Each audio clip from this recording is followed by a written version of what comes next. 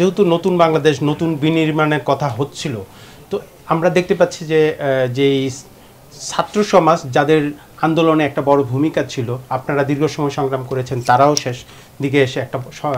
আন্দোলনটাকে নতুন মাত্রা দিয়েছিল এবং স্বৈরাচারের পতন হয়েছে। তো আপনারা ছাত্রদের যে রাজনীতিক দল হবে এই মাসে বলা হচ্ছে, তো এই বিষয়টা আপনারা কিভাবে দেখছেন? যে আপনি কোনো স্পোর্টস পারসন, আপনি এর আগে আলোচনাও করেছিলেন যে একজন খেলা থাকা অবস্থায় রাজনীতিতে আসা উচিত না, তো ছাত্রদের এই রাজনীতিতে আসা আপনি কিভাবে দেখছেন? আসলে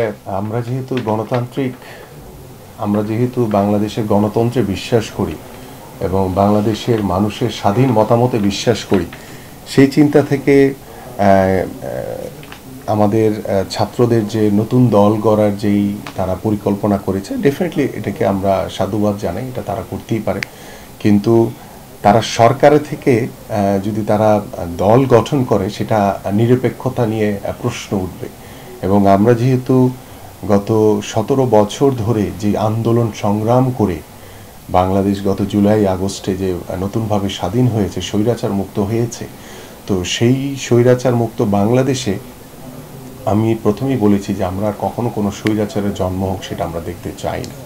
এবং আমরা চাই বাংলাদেশের মানুষের দলমত নির্বিশেষে সকলের মতামতের উপর নির্ভর করেই বাংলাদেশে একটি নিরপেক্ষভাবে আমাদের যে ভোটের যে অধিকার এবং একটি তত্ত্বাবধায়ক সরকারের অধীনে যে একটি অবাধ সুষ্ঠু নির্বাচনের জন্য যে আমাদের দাবি, এবং নিরপেক্ষভাবে নির্বাচনের মাধ্যমে জনগণের ভোটের মাধ্যমে একটি নির্বাচিত সরকার আসবে, তো সেই সরকারের দায়িত্ব হচ্ছে বাংলাদেশের মানুষকে সাথে নিয়ে এগিয়ে চলা, বাংলাদেশকে সুন্দরভাবে গড়ে তোলা। তো সেই জায়গাতে আপনারা জানেন যে বাংলাদেশের যখনই কোনো সংগ্রাম বা কখনো বিপ্লব ঘটেছে, সেখানে ছাত্রদের, শ্রমিকদের, এদেশের সাধারণ মানুষের ভূমিকা অনস্বীকার্য ছিল। এবং সেই আদলে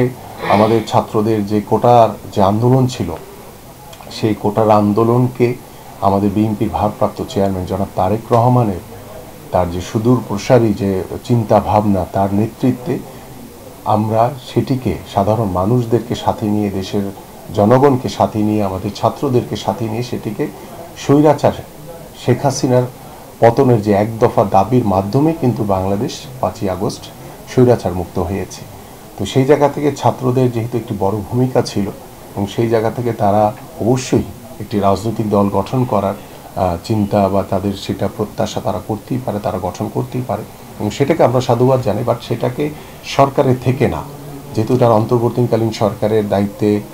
রয়েছে, এবং এটা যদি তারা সরকারের থেকে করে তাহলে তারা আর নিরপেক্ষ থাকলো না। তা আমরা যেহেতু এত চড়াই উতরাই, এত সংগ্রাম, এত জীবন দেওয়া হয়েছে দেশের জন্য, গণতন্ত্রের জন্য, এই ভুলটা আর যাতে আমাদের ভবিষ্যতে না হয়, আমার কাছে মনে হয় সেখানে আমাদের ছাত্ররা রয়েছে, আমাদের যারা রাজনীতিবিদ রয়েছে, সকলকেই নতুনভাবে চিন্তা নিয়ে আমাদের নতুন বাংলাদেশ গড়তে হবে।